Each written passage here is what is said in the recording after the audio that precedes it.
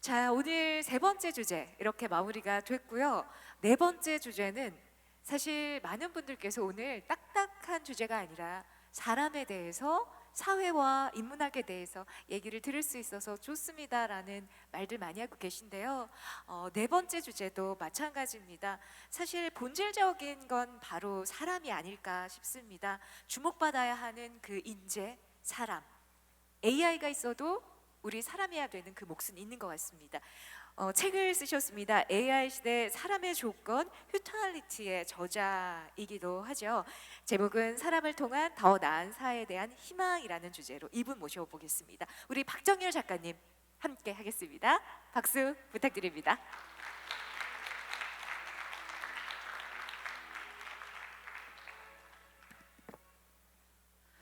네, 안녕하십니까? 반갑습니다. 온라인 상에 계신 분들도 너무 반갑습니다. 영국의 그 템즈강변의 한 법원 뜰에는 포도나무 한 그루가 있었습니다.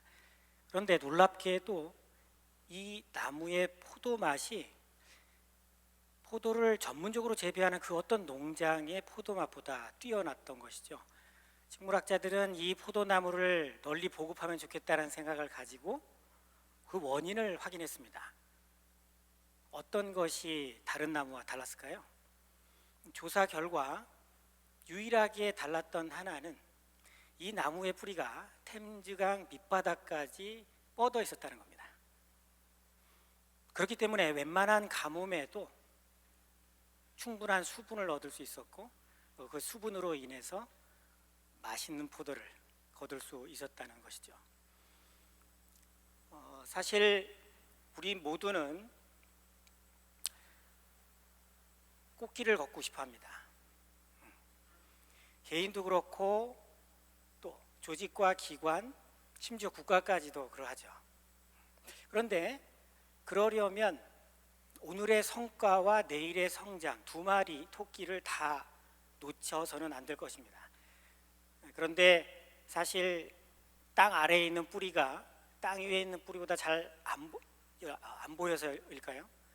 저희는 성과와 성장의 동력원이 되는 뿌리보다 사실 결과적으로 드러나지는 열매에 더 쉽게 매료되는 것 같습니다. 그러다 보니까 뿌리가 부실함에도 불구하고 주제넘는 열매를 원하기도 하고 또 뿌리의 상태를 방치한 채 지나치다가 결국은 생명력 자체에 치명적 손상을 입게 되기도 합니다. 중요한 것은 오늘의 우리가 펼치고 싶은 내일의 이야기는 바로 뿌리가 있어야 된다는 것이죠. 뿌리가 단단하지 않다면 오늘의 열매는 내일로 이어지지 않을 겁니다. 저는 사실 오늘 이 자리를 통해서 뿌리에 대한 얘기를 여러분과 나누고자 합니다. 뿌리가 튼실할 때 어제까지의 튼실함으로 일궜던 오늘의 결과, 열매들이 내일로 계속 이어갈 수 있기 때문이죠. 한 스포츠 음료 회사가 재미난 실험을 했습니다. 지속적으로 탁월한 성과를 계속 내는 그 선수들의 공통점은 무엇일까? 그 연구 결과 한 가지 차이를 확인했습니다. 그것은 다른 일반 선수들과 달리 이들은 경기 전에 탄수화물을 섭취하고 경기 후에는 단백질을 섭취한다는 사실을 알게 됐습니다. 이게 어떤 역할을 합니까? 탄수화물은 우리에게 파워풀한 에너지를 내게끔 도와줍니다. 단백질은 뭡니까? 우리에게 피로 회복을 제공하죠. 결국은 우리에게 필요한 동력원은 에너지와 피로 회복 두 가지 다입니다.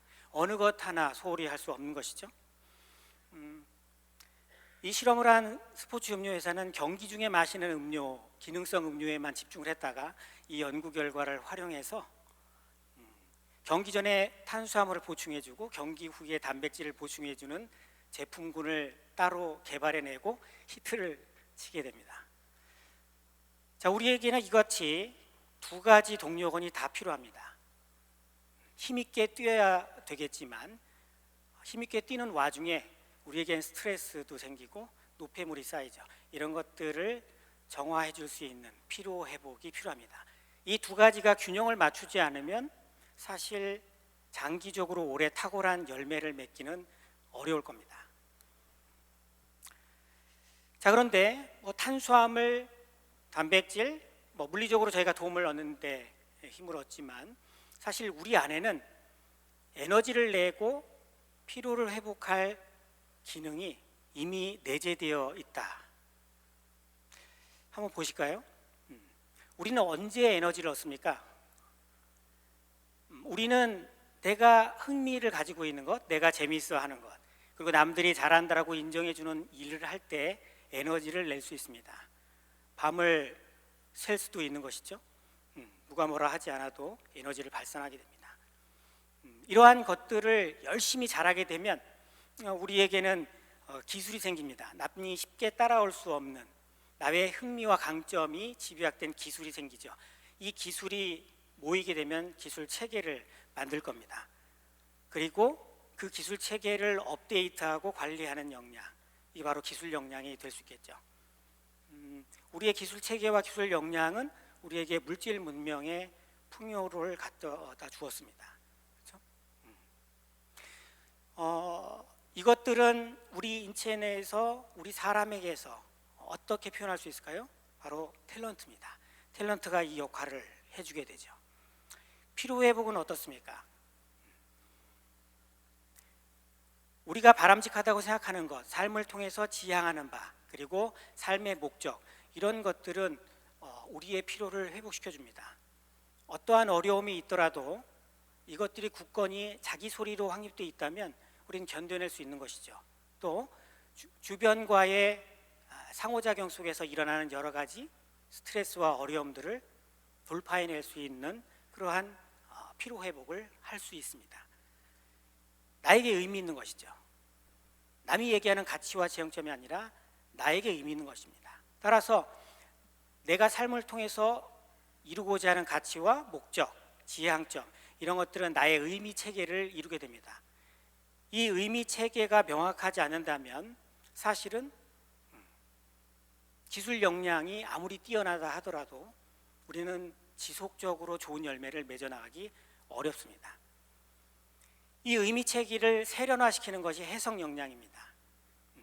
기술은 계속 업데이트 돼야 되겠지만 삶의 의의를 부여하고 내가 어떤 것에 가치를 두고 지향점을 둘 것인가 라고 하는 것을 업데이트해 나가는 것은 세련화한다라고 표현할 수 있겠죠. 그리고 의미 체계와 해석 역량은 우리에게 정신 문화를 결과로 제공해 줍니다. 이것은 우리 사람에게서 휴머니티에 해당되는 부분이죠. 결국 이 두 가지, 에너지 하나만 가지고 되지 않고 피로 회복을 같이 해야 된다. 이 두 가지가 바로 우리의 진정한 동력원이다. 결국 탤런트와 휴머니티는 우리가 어느 것 하나 소홀히 할 수 없는 그러한 굉장히 중요한 동력원이다. 미래를 준비하게 하기 위해서 반드시 챙겨야 될 두 가지 요소가 되는 것이죠. 자, 그래서 사실 휴머니티와 탤런트, 이 두 가지를 합해서 저는 이걸 휴탈리티라고 부릅니다. 그렇기 때문에 사실 올바른 자기 경영, 스스로를 경영한다라고도 할 수 있겠고, 회사, 조직의 입장에서 보면 올바른 회사 경영이 되겠죠. 이런 자기 경영, 올바른 회사 경영은 이 두 가지 요소를 균형감 있게 갖추어 나가는 것이 바람직하다, 이렇게 볼 수가 있습니다. 한 가지 중요한 포인트는 두 단어를 조합했다라는 느낌을 주기 위해서 제가 더하기 표시를 했습니다만 사실 이 둘의 융합된 모습은 곱하기입니다. 어느 하나가 0이면 결과값은 0인 것이죠. 혹시 이익을 쫓고 있는 우리 기업 조직들이 탤런트 중심으로 올라가고 휴머니티에 대한 부분을 홀대하고 있다면 결과적으로 결과값은 0일 수 있겠습니다. 그렇지만 이 둘의 균형에 대해서 그동안 앞서 박사님들도 얘기하셨지만 저희들은 탤런트에 더 많은 비중을 두어 온 것 같습니다. 네, 그에 따른 여러 가지 부작용들을 우리가 결과로 만나고 있다, 이렇게 표현할 수 있겠죠. 인재를 보통 탤런트라고 표현을 합니다. 핵심 인재는 톱 탤런트, 핵심 인재의 확보 경쟁을 탤런트 워라고까지 표현을 했습니다. 결국 우리는 휴머니티보단 탤런트 쪽에 더 비중을 두어 왔고, 이것들로 인해서 우리가 얻게 되는 결과들은 사실 치명적일 수 있다. 이것이 만약 계속된다면 우린 두 가지 모순에 직면할 수 있게 됩니다. 첫 번째는 우리가 그토록 바라던 인재, 사실 인재의 인재의 개념은 매우 중요합니다. 이것은 그 조직과 그 나라의 미래와 결부된 것이기 때문에 어떻게 인재의 모습을 세팅하고 있느냐, 정의하고 있느냐라고 하는 것은 굉장히 중요한 문제죠. 그러나 우리가 통상 인재라고 하는 것, 지금의 사실 탤런트의 비중 있게 잡혀져 있는 그 인재의 개념을 가지고는 미래를 온전히 준비하기는 어려울 것입니다. 또 하나는 풍요해질수록 더 복잡한 문제를 만나게 되는 묘한 상황에 직면하게 될 겁니다. 풍요해지면 사실은 되게 심플해지고 편리해지고 간단해져야 되는데 사실 그렇지 않음을 우리는 여기저기서 목격을 하고 있는 것이죠. 자, 두 가지를 간단히 하나씩 좀 살펴보겠습니다. 창의력이 뛰어난 인재는 모든 조직과 리더들의 로망입니다. 어느 회사를 가도 창의력 있는 인재를 원해요. 그런데 중요한 것은 이 창의력 있는 인재, 즉 우리가 얘기하고 있는 그 핵심 인재는 자동적으로 창의력을 갖추고 있다고 생각하는 경향이 있습니다. 사실 회사에서 선발해서 누구를 뽑느냐를 잘 살펴보면 사실은 창의력 있는 인재를 선호하기보다는 그것은 간판에 걸려 있을 뿐 당장 필요한 기술 역량을 가지고 있는 인재를 뽑는 경우가 허다합니다. 굉장히 잘못된 것이죠. 자, 보실까요? 사실 창의력에서 이 창의란 말은 이전에 없던 새로운 의미라는 겁니다. 다시 얘기를 드리면 창의력이 있는 사람이라는 것은 이전에 없던 의미 체계를 구축할 수 있는 사람이라는 것이죠. 그런데 스킬이 높아서 뽑았는데 그 사람이 의미 체계를 구축할 능력, 즉 휴머니티 사이드에 있는 능력이 최고가 된다는 보장은 없습니다. 그렇기 때문에 우리는 뭔가 지금 톱 탤런트라고 해서 탤런트 쪽에 어필되고 있는 인재를 뽑으면서 그가 자동적으로 새로운 의미 체계를 구축할 수 있을 거라고 기대하는 것은 굉장한 낙관일 수 있는 것이죠. 결국은 새로운 의미의 창출은 휴머니티에 근간한 해석 역량에서 비롯됩니다. 그러니까 기술 역량만 보지 말고 해석 역량도 함께 보는 그러한 인재의 정의가 되어야 된다라는 것이죠. 자, 두 번째, 왜 풍요해지는데 우리는 더 복잡해질까요? 자, 한번 두 개의 숫자를 보시죠. 어떤 숫자일까요? 힌트를 그림으로 한번 드려보죠. 네.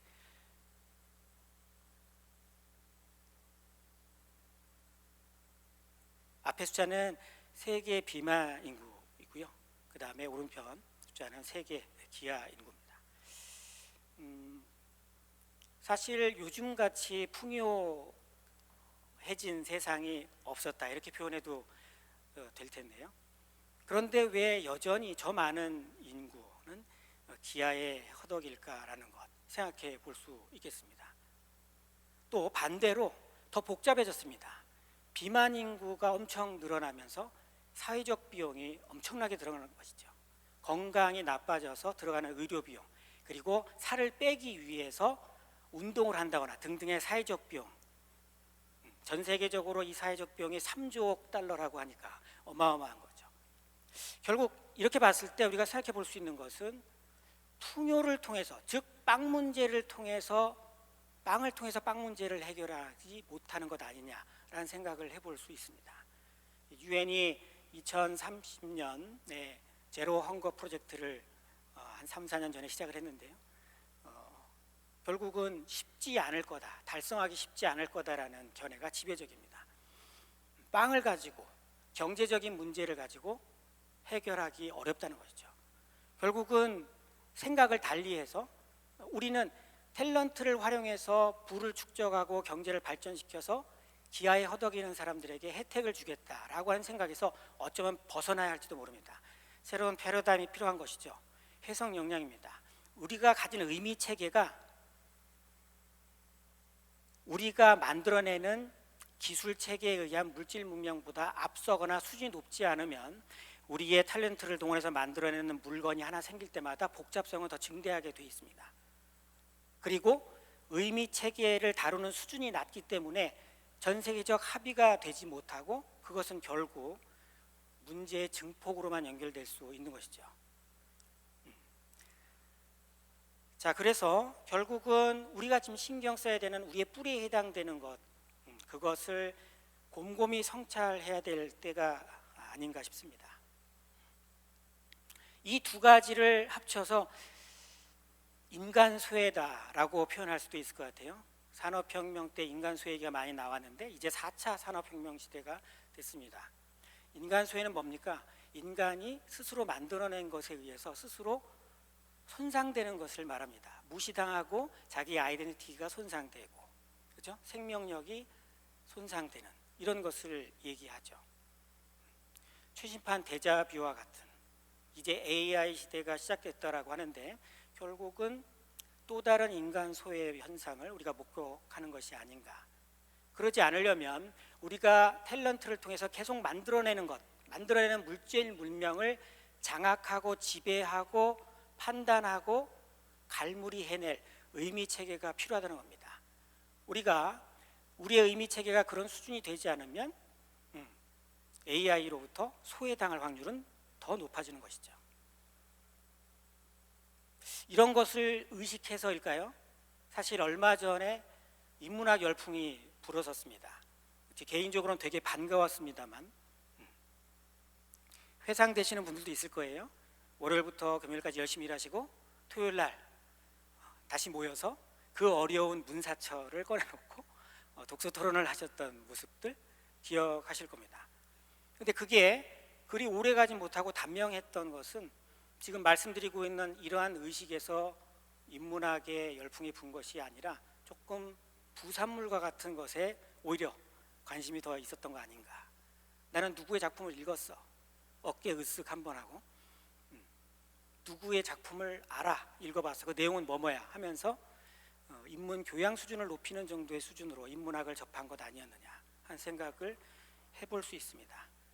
그러나 인문학을 통해서 우리가 얻었어야 되는 부분은 누가 무슨 얘기를 했고 어떤 내용의 소설이었다라는 것을 남들에게 얘기할 수 있는 그런 교양 수준을 높이기 위한 과정이 아니라 많은 인문학의 저자들이 삶을 살아가면서 치열하게 확보했던 그들의 해석 역량과 그들의 수준 높은 의미 체계를 만나는 겁니다. 이게 바로 인문학의 정수죠. 그걸 통해서 내 의미 체계와 나의 해석 역량 수준을 리플렉션하고 반추해 보면서 그 수준을 높이는 데 인문학의 정수가 있는 겁니다. 근데 그러지 못했다는 것이죠. 이제 돌아와야 될 때인 것 같습니다. 저는 지금 말씀드린 인문학을 통해서 그 저자들을 통해서 나의 해석 역량과 의미 체계의 수준을 높인다라는 것을 이렇게 표현하고 있습니다. 본질적 시선으로 자신과 일과 삶 들여다보기. 우리에게는 저마다의 자기다움이 있습니다. 이 자기다움은 나는 어떤 흥미를 가지고 있다. 나는 어떤 강점을 가지고 있다. 나는 어떤 가치를 가지고 있다. 내 이름 석자를 걸고 뛰는 나의 인생에서 나의 지향점은 이거다 라고 하는 것. 그 자기다움을 바탕으로 세상의 필요점을 확인하는 겁니다. 나는 이런 강점을 가졌는데 세상이 이걸 필요해. 그것이 만나면 그때 우리는 나의 업을 찾았다 이렇게 얘기할 수 있습니다. 나의 자기다움을 철저히 이해할 때 세상의 필요점과 만날 확률이 더 높은 것이죠. 매일 아침 천국으로 출근하는 느낌이 들지 않는다 라고 한다면 그것만큼 고역이 있겠습니까? 아침에 출근할 때 정문에서 머리와 심장을 떼놓고 들어갔다가 퇴근할 때 다시 장착하고 돌아가는 이러한 매일의 루틴이 반복된다면 그것만큼 불행한 일은 없겠죠. 그러려면 철저한 자기 이해와 그리고 우리는 세상의 필요를 어디서 만납니까? 회사를 고를 때 회사가 세상의 필요점을 어떻게 충족시킬 것이냐가 회사의 비전 체계가 되겠죠. 그걸 보고 그게 나랑 얼마나 얼라이먼트 되느냐, 얼마나 일치되느냐 라는 것을 판단해서 입사를 결정을 해야 되겠죠. 자영업하는 사람은 자기가 세팅한 것을 통해서 세상의 필요점을 만납니다. 결국 그것이 자신의 업의 테마가 되는 것이죠. 이 업의 테마를 가지고 세상과 교감하면서 뛰게 됩니다. 이랬을 때 진정한 몰입이 나올 수 있겠죠. 자, 저는 그래서 이 휴머니티와 탤런트를 균형감 있게 맞추고 미래를 준비하는 데 있어서 우리가 한번 해봄직한 3가지를 좀 제안 드려보려고 합니다. 슈탈리 등불을 밝히는 3가지 습관, 이렇게 표현해 볼 수 있겠죠. 그 3가지는 이렇게 표현을 해보겠습니다. Why driven, end driven, context driven. 이 3가지를 우리가 데일리 진행되는 내 삶 속에서 해보는 겁니다. 이 3가지를 습관화한다면 말씀드리고 있는 탤런트뿐만이 아니라 잦아들어 있는 내 안의 휴머니티를 끄집어내서 둘이 조화를 이루게 하고 그 동력원으로 미래를 준비할 수 있는 제대로 된 설계를 해볼 수 있겠다, 이렇게 말씀드리고 싶은 거죠. 먼저 Y 드리븐입니다. 우리의 일상은 이 3가지의 일로 둘러싸여져 있다고 볼 수 있습니다. What, How, Why죠. 어떤 것이 가장 많이 있을까요? 우리 일상사 중에 바로 What입니다. 점심 뭐 먹을래? 주말에 뭐 할래? 전부 What에 대한 얘기입니다. What에 대한 얘기가 우리 주변에 제일 많습니다. 그 다음으로 많은 것이 How입니다. 여름방학에 이번 워크숍에 비가 오면 어떻게 할래? How에 대한 얘기죠. 준비한 선물을 마음에 들어 하지 않으면 어떻게 할래? How에 대한 얘기입니다. 조금 더 What보다 고민이 더 됩니다. Why, 숫자는 가장 적습니다. 왜 사냐? 그 직장에서 왜 일하냐? 왜 하필 그 사람이냐? 모두 Why에 대한 부분입니다. 자, 그런데 빈도는 가장 낮지만 질문을 이렇게 바꿔볼 수 있을 것 같아요. 우리의 행동의 동력은 어떤 것이 제일 강합니까? 어떤 것이 해결됐을 때 가장 힘이 납니까? 바로 Y죠. 가장 일상에서 적고 또 즉답하기 쉽지도 않지만 Y가 일단 해결되면 가장 큰 동력을 내게 됩니다. 그래서 동력의 방향은 이렇고 번아웃의 방향은 이런 거죠. 이 프로젝트를 왜 밤새워서 해야 되는지 Y가 해결되지 않았는데 윗분들이 계속 10년 전에 썼던 What과 How를 들이댔을 때 그때 우리는 번아웃이 찾아옵니다. 그렇죠? Y가 해결된 사람은 What과 How를 스스로 찾는 그러한 모습을 보이게 되기 때문에 번아웃의 방향, 동력의 방향 이렇게 생각해 볼 수 있습니다. 엔드 드리븐입니다. 자, 이 그림은 어떤 모습인 것 같습니까? 네, 페인트를 칠하다가 궁지에 몰렸습니다. 그렇죠? 조소를 금할 수 없는 그러한 그림입니다만 어떻게 보면 우리가 우리의 삶을 이렇게 살고 있는지 모르겠습니다. 걸어 나가려면 칠한 페인트를 지근지근 밟고 가게 되는 엉망이 되는 상황이 될 수 있겠죠.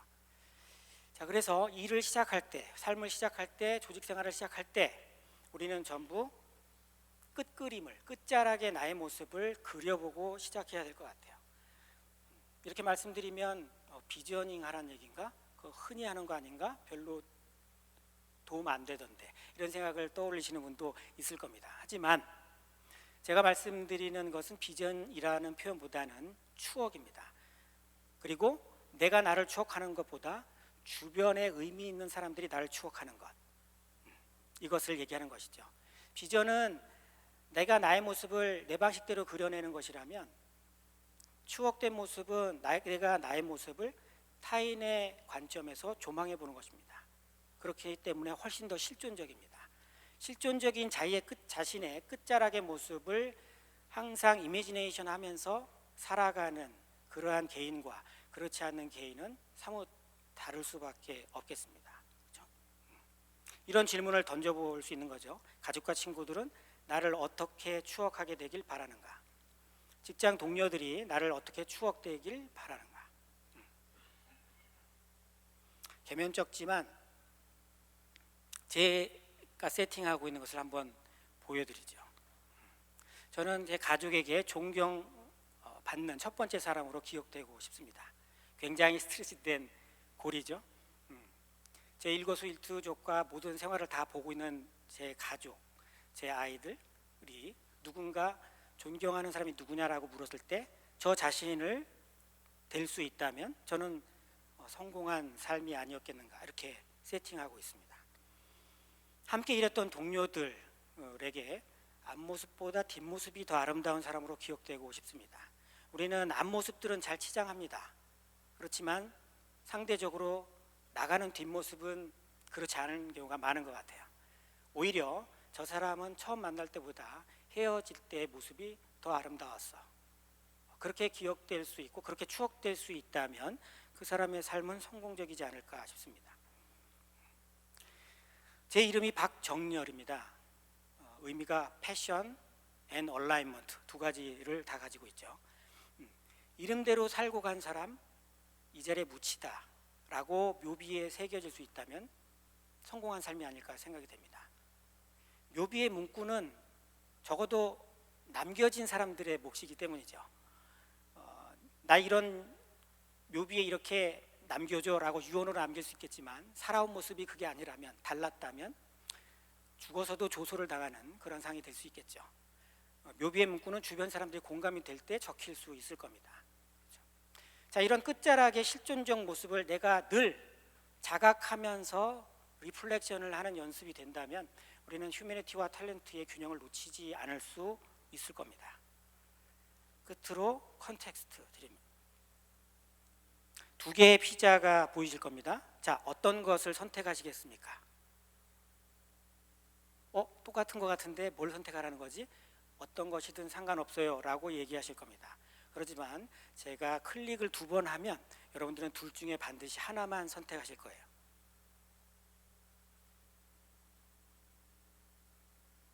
네, 같은 피자지만 이 피자가 놓인 장소에 따라서 우리는 달라진 피자를 만나게 됩니다. 각각의 피자가 사실이라면 그 뒤에 있는 놓여진 곳은 맥락이라고 할 수 있습니다.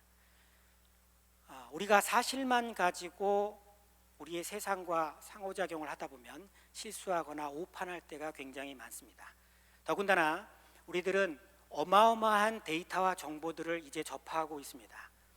아침에 일어나서 조간신문을 보는 게 고작이었던 시대에서 여러분들은 엄청나게 소셜 미디어를 통해서 많은 것들을 일어나자마자 접하기 시작하죠. 그것들을 다 갈무리하기도 어려울 정도입니다. 자, 이럴 때 내가 제대로 된 판단을 하기 위해서 나는 어떤 것을 더 살펴야 되느냐라는 얘기입니다. 여기에 돌조각이 하나 있습니다. 그냥 아주 흔한 일기의 돌조각이죠.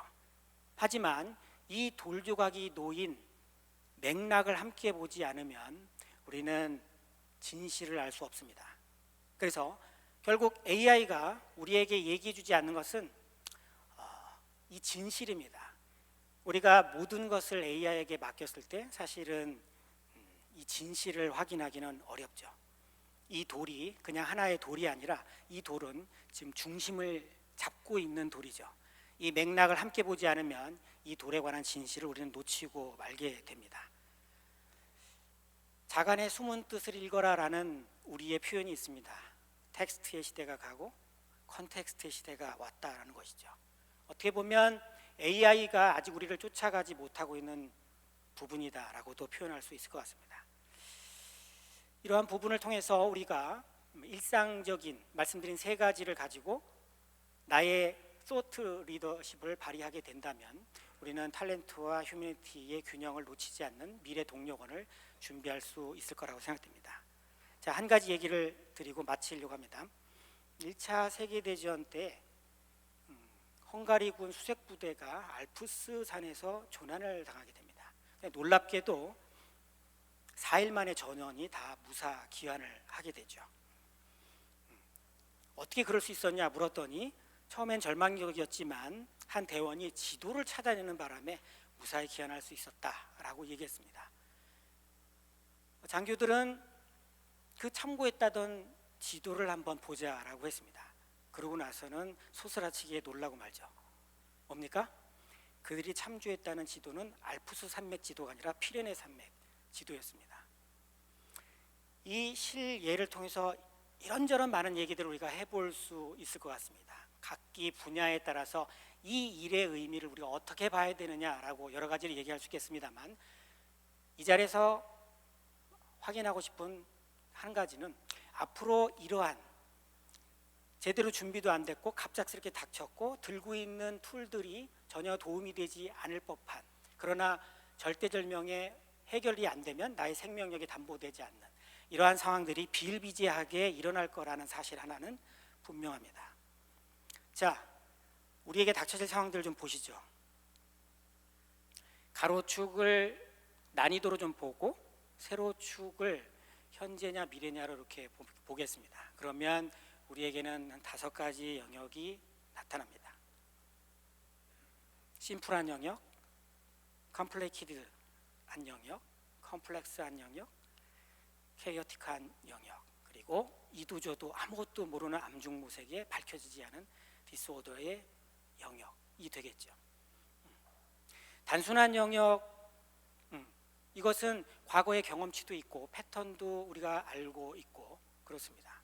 그래서 이것을 해결하기 위해선 문제를 센스하고 그리고 카테고라이즈, 범주화하면은 반응해 줄 수 있습니다. 컴플리케이티드한 영역은 인과계가 있고 패턴도 있고 하지만 이게 여러 개가 복합적으로 얽혀 있어서 실타래 풀듯이 좀 풀어야 됩니다. 그래서 애널라이즈가 필요합니다. 그렇죠? 그런데 이제 위쪽은 아래쪽하고 다른 것이 일어나지 않은 것들입니다. 그래서 과거의 패턴도 없고 인과관계가 확인되지 않은 것들이죠. 자, 이 2가지 영역에서 우리가 공통적으로 해야 되는 것은 센스로 바로 문제를 인식할 수가 없기 때문에 탐색하거나 일단 해봐야 됩니다. 앞서서 여러 연사님들께도 이런 얘기를 들으셨죠. 그래서 이런 미래 영역들, 어떻게 보면 조금 전에 살폈던 그러한 수색분대가 당했던 일은 윗사분면에 있는 영역들의 일일 겁니다. 결국 우리는 우리의 탤런트를 동원해서 AI를 좀 더 정교화하고 발전시키면서 아래쪽 영역의 것들을 대거 맡기게 될 겁니다. 그런데 여전히 위쪽 영역의 것들은 우리에 해당되는 것이고 우리가 헤쳐나가야 되는 영역이죠. 그런데 좀 두렵고 아쉽고 안타까운 것은 우리가 AI를 통해서 자꾸 위쪽의 영역까지 맡겨보려고 하는 것에 좀 두려움이 있습니다. 이 남자와 결혼해도 돼, 안 되냐를 AI에게 물으려고 하잖아요. 그죠? 이 남자 괜찮아? 그렇지 않느냐는 것을 AI를 통해서 확인해 보려고 합니다. 이런 것들은 위쪽 영역에 있는 것들을 우리가 자꾸 AI한테 의존하려고 하는 것이죠. 이러한 경향들이 계속될 때 결국 우리는 아까 얘기한 소외의 현상에 우리 스스로를 내몰 수 있는 확률이 더 커질 수 있겠습니다. 그래서 이것들을 앞에 말씀드린 것을 빗대어서 표현한다면 결국 우리에게 요구되는 역량은 의미 체계를 만드는 해석 역량, 그리고 그것만이 우리가 미래를 제대로 준비할 수 있는 동력원으로 삼을 수 있겠다. 이렇게 표현할 수 있을 것 같습니다. 자, 그래서 오늘 제가 말씀드린 얘기를 한마디로 정리해라라고 한다면 저는 이렇게 말씀드리고 강의를 마치도록 하겠습니다. 네 안에 휘탈리티 등불로 미래를 밝혀라. 이것이 우리가 우리 스스로에게 던질 수 있는 최고의 어떤 챌린지가 아닐까 하는 생각을 해봅니다. 고맙습니다. 네, 우리 박정렬 작가님의 강연이었습니다. 다시 한번 고맙습니다.